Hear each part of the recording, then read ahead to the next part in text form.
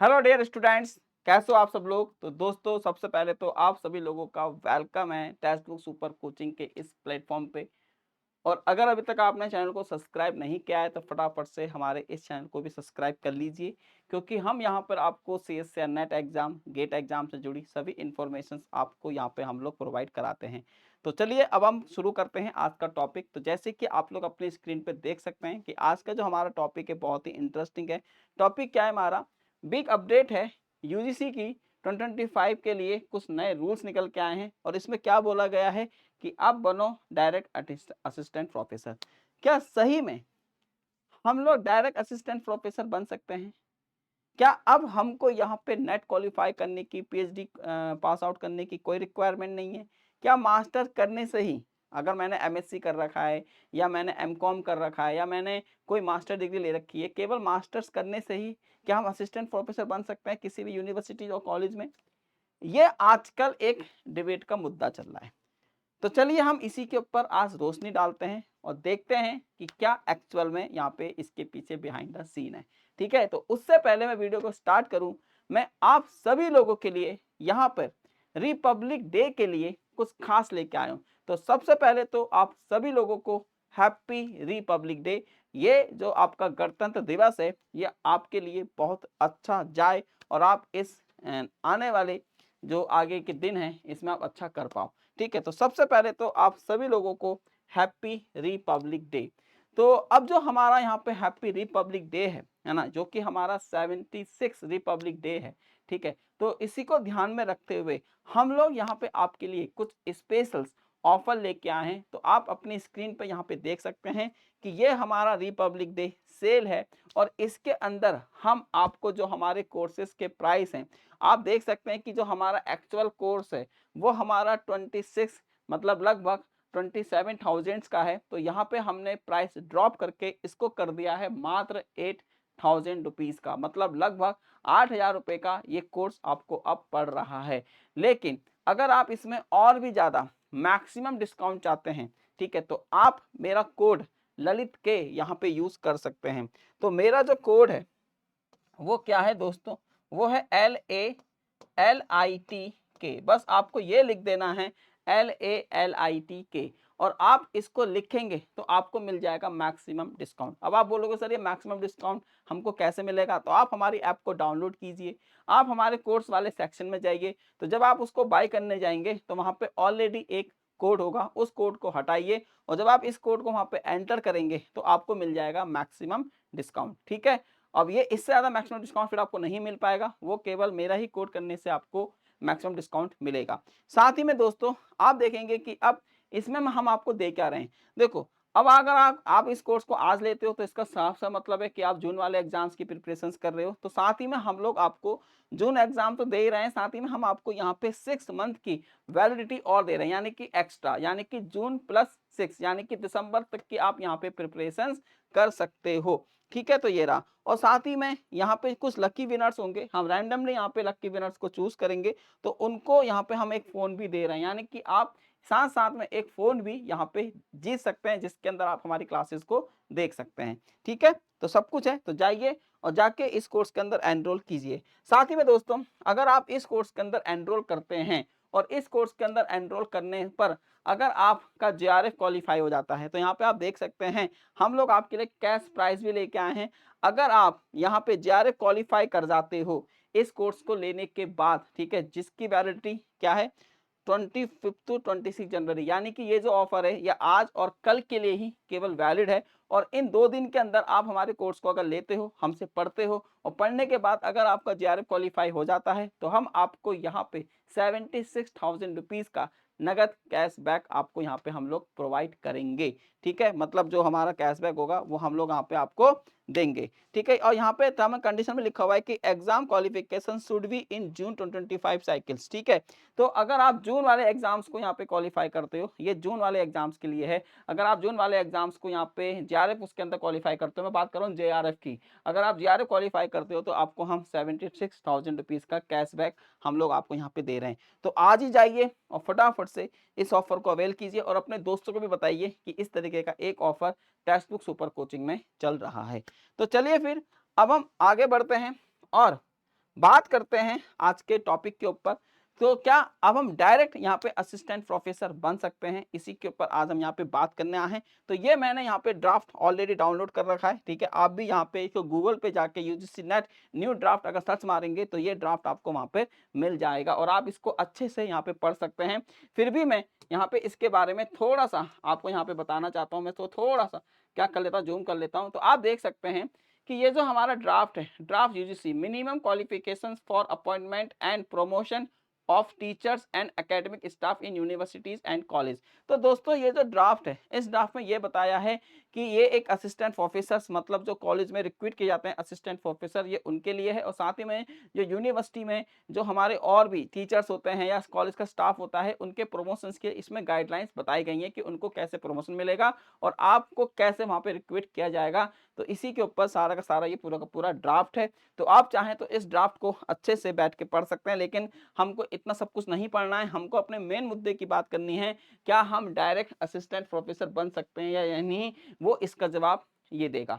ठीक है, तो चलिए फिर अब हम इसी में आगे बढ़ते हैं और देखते हैं।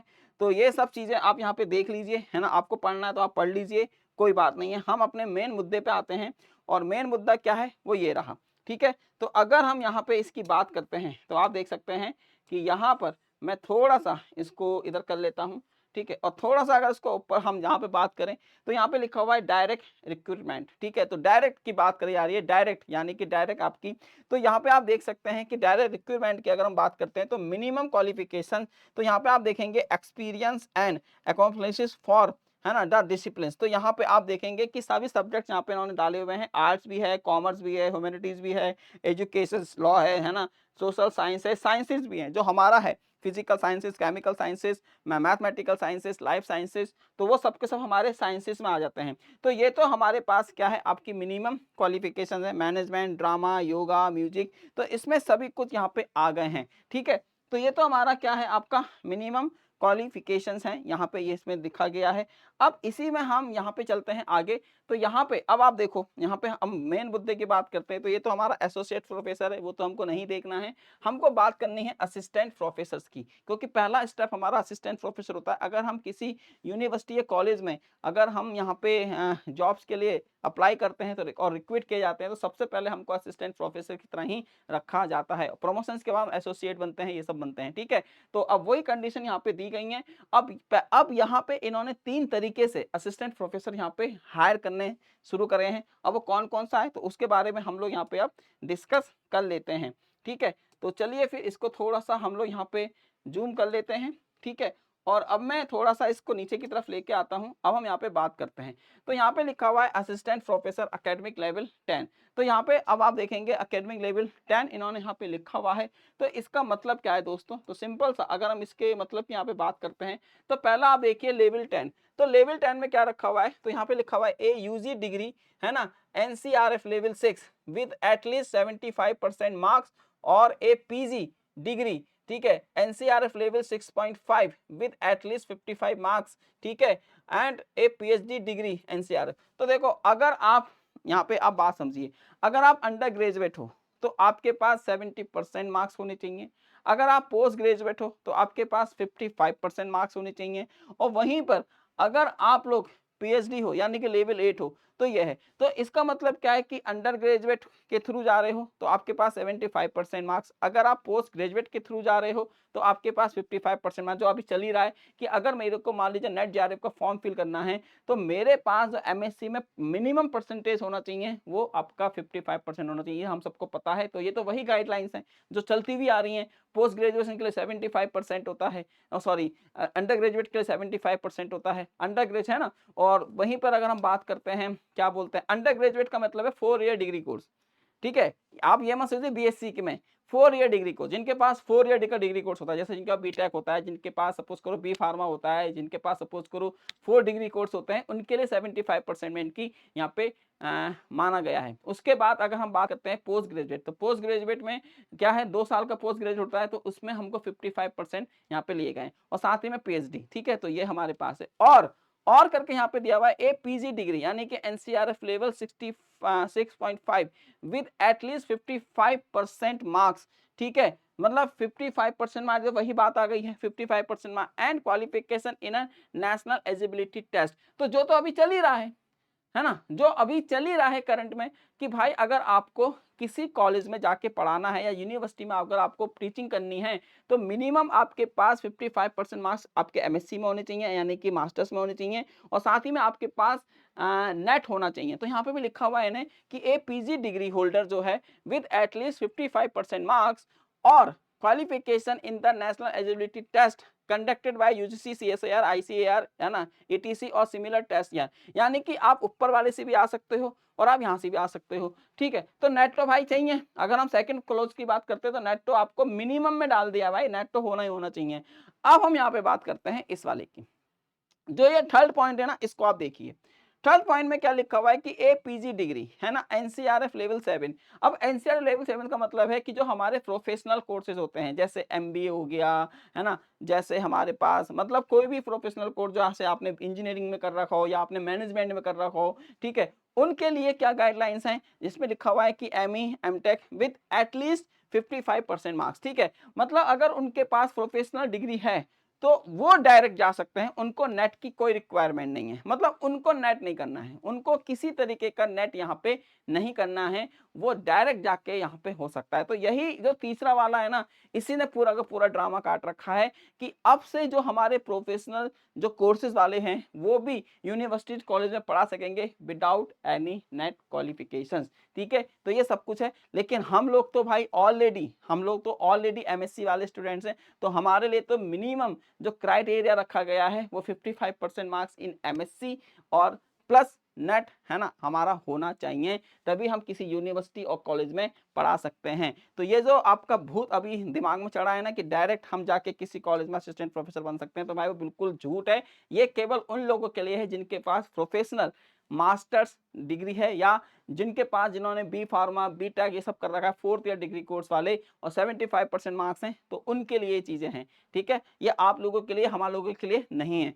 तो यहाँ पे आप देख सकते हैं इस तरीके से, तो ईदर द एबव क्वालिफिकेशंस और the following qualifications can be used for the disciplines of yoga, music, performing arts, visual arts and other traditional arts, ठीक है, ये रहा। तो यहाँ पे इन्होंने सब कुछ यहाँ पे दिया हुआ है, ठीक है, तो आप इसको यहाँ पे पढ़ लीजिए, तो ये सब कुछ है।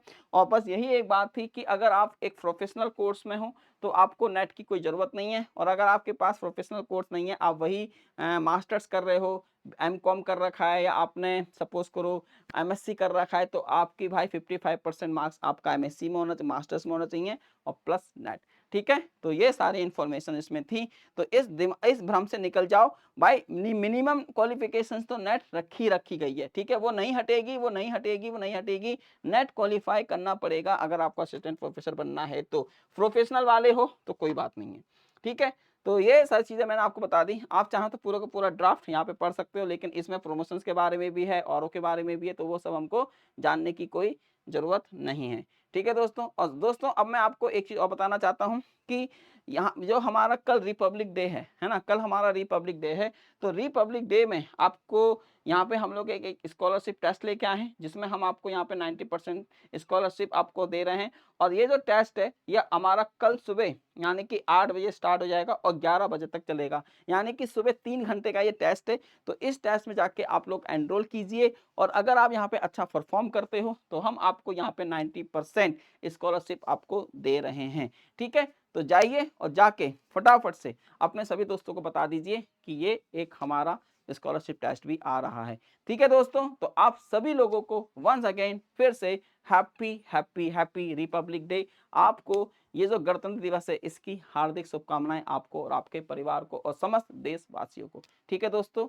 जय हिंद, जय भारत एंड वंदे मातरम, ठीक है, बाय बाय।